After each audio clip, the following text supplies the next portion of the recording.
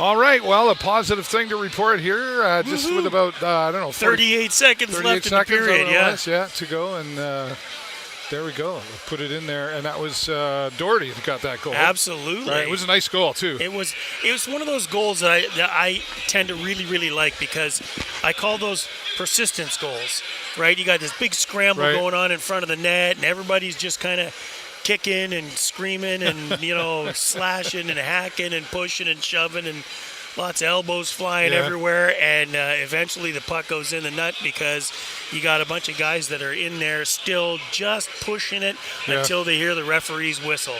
Yeah. Those persistent type goals, I love those. Hey, they're very, honestly, I was glad to see that goal because this was kind of a frustrating period to watch. It was. It was a lot of back and forth. And a lot of short passing going on out there. I was talking to our friend Dave McGregor there. And, I don't want to shoot here. Let me just pass it to you. Yeah, right. You're 3 feet away from me. He was referring to, it reminded him of Windsor Friday night. Oh. Oh, you had to bring that up. Yeah. But anyway, I'd like to see some longer passes going on out there. It feels like, I don't know, like lack of confidence out there or something. Or? I don't know. I don't know. It was just a slow period, I think. Right. It was slow. It was a slow period, and I think the other part is, we didn't have. I think one of the strengths in our game against Saginaw was we really capitalized on a lot of odd man rushes. Yeah. Where we really didn't see too many of those going on here.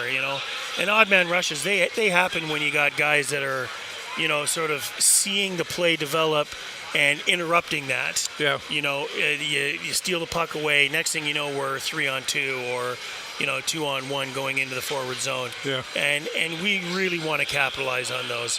But you can't do it if you're going to, fire the puck right into the, right under the numbers. Right at him. Yeah. You got to find a little finesse at the end to pick a corner. You got to find that meshy thing. That little meshy thing, Absolutely. Somebody playing out there that we don't talk a lot about, but I'd like to, is McDonald. Yeah. He's really been, strong on his line out there, where he's showing up in a lot of the right places, it seems. There. Absolutely. And he's dialed up his physical play a little bit this year, too, I think, over last. And, he's got a little size to him now. He grew up a little bit over the summer. Maturing. He's really matured well as a player. I think you're right. He's in the middle of all the good plays, and that's where you want to find guys.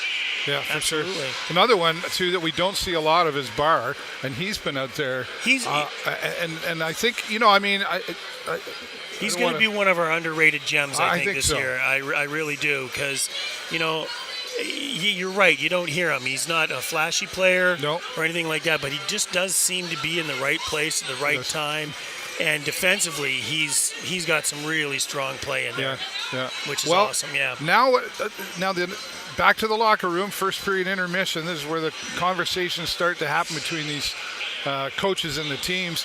What do you think Niagara is saying right now? How quick can we get to the bus? Right. I don't know. On now. I know. You know what? I think Niagara. There's a couple of things that probably is going on in the Niagara locker room right now. One of them is probably, we got to dial it up, boys. You got to be first to the puck. The Sting are really running away with the face-offs and the control of the puck. And I think Niagara needs to get the puck on their sticks a little more if they want a chance. So I think that's probably the conversation that's going on down there. Well, let's pick up the pace a bit, boys. That shows in the shot clock there, 17-7 for Sarnia Sting. Absolutely. And that's honestly 17 in the first period. We haven't seen a lot of double-digit numbers in the first period with the Sarnia Sting. No, typically our first periods have not been our strongest, I think. And you don't want to give too much of the farm up in the beginning, which is great. We're going to walk out of this a little ahead going into our second period, and hopefully, that weak first period is going to leave lots in the tank for the second and third periods. Because I think Niagara is going to probably turn around and come hard at us. I would think so. Yeah. Halloween at the Hive. I wish I had a camera up there. Oh, my goodness. You should see the lineup. Oh, yeah. Crazy. They were like, line up in the last 4 minutes of the period. And as soon as they said that, with 8 minutes to go, everybody started lining up. Oh, my goodness. Right? Yeah, right? yeah. I love this. This is like the blind referee. Love that. And the London Night Clown. Yeah. That's pretty awesome. Absolutely. Well, and it's Sarnia Sting. I think it's a couple little things I think I'd like to see them tune up, though. One was let's get some of that more longer passes happening out there. Yeah, absolutely. And that'll create some opportunities for us. And I'd like to see them move just a little quicker, just a little vertical pedal on there right there. Just, but I mean, they had a lot of great formation out there. You could tell they were looking to set up plays, and they ignited a lot of the plays. It just wasn't closing the deal. It was just that eighth of an inch that makes the difference. I think, I think there's also something to be said that, it's almost like, you want to play teams that are as good as you. Yeah. There's a tendency to play to the pace of the other team. Yeah. You know what I mean? So if Niagara came out a little bit flat-footed, the Stinger are probably sitting there going, well, look, we can conserve a little energy in this period. And we play to their pace, maybe just a little above theirs. Yeah. You know what I mean? It makes for a slower period, but in the end, it might pay off in a little bit of a longer-term strategy. Some energy, but also, though, I mean, there's a fine line between that and becoming complacent. Yeah, absolutely. So you have to be careful there when you're looking at doing that. So for sure. I think the second period we're going to see. Definitely the Sting pick up the pace a little. I think we're going to see both turn it up a little bit.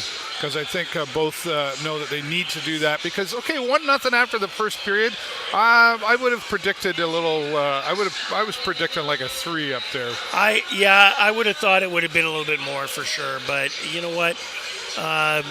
Again, it was a slow period. Yeah. And you only got to win by 1. You only got to win by 1. That's a really good point. I never thought of it that way. That's true. You only got to win by 1. You don't have to win by a whole bunch. Absolutely. But it's always nice when, you get those to the insurance level, if you will. Absolutely. Up there. So, okay, well, we'll see what happens coming out there. I think you're going to take a break, and I think Lee Baisley, you're up in the suite tonight. How did you earn that privilege? Well, you know what? It's really cool. My wife works up there. Yeah. And she was just is she waiting on you? No, she's not actually. But she was just chatting. There's a guy who's got one of the corporate suites who was the coach for my son when he played indoor soccer. And he saw us coming in, and he said to my wife, "Hey, why don't you?" He had some other people that were supposed to be here. Right. They didn't show, so he said, "You know what? Tell you what, here you go. Bring them up." Cool. I'm like, oh, I'll take that. Friends in low places. Absolutely. I feel like one of the special people today. There you go. Nothing wrong with that. You are a special person. Well, thank you very much. There's no doubt about it. All right. Well, right now, Sarnia leading by 1-0 here against the Niagara Ice Dogs. We're predicting a little bit faster pace out there. And, definitely, according to on paper, the Sarnia Sting should be coming out ahead here. But you just never know. Like, it seems like, they played some really good hockey against some great teams. And then it seems when they play the weaker teams, they just don't do so darn good. No, I've tried that. And let's only not as forget, good as who you play. And let's not forget, this is the third game in as many days. Well, it's been busy, right? You know what I mean? So, who knows how much that's also playing a factor. Yeah, for sure. They're tired. Okay. Well, 9 minutes away. We're going to let Jay go so he can get back up to his suite today. Up to the suite. And we'll have Lee Baisley here. Thanks, Jason Hazlitt, by the way. Yeah, there you go. And we'll have the post-game press conference, of course. Never know what's going to show up there, or who's going to show up there, I should say. Hopefully with positive results, so keep an eye out for that. Live from the concourse with the Sarnia Sting, I'm David Burrows, my friend Jay Peckham. Go Sting, go!